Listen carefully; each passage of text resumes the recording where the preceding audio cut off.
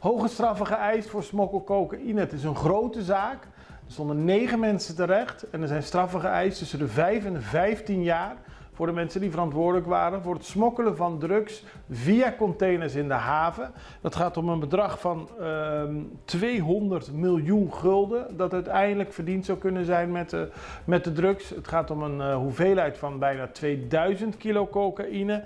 En er worden in deze rechtszaak, want er zijn verschillende dagen, is hier aandacht aan besteed. Aan de rechtszaken Crow, Pellet en Sparrow. Daar wordt een heel beeld geschapen van een goed functionerende bende die in samenwerking met de overheid, met verschillende diensten in de haven, samen de smokkel tot stand hebben weten te brengen. De rechter heeft het over de bevindingen wijzen op een crimineel samenwerkingsverband dat op geraffineerde wijze gebruik maakt van corrupt havenpersoneel, waardoor de veiligheid en de orde binnen de haven ernstig ondermijnd werden. Dat zei het Openbaar Ministerie. De rechter moet nu nog uitspraak doen en aangeven of de geëiste straffen ook daadwerkelijk opgelegd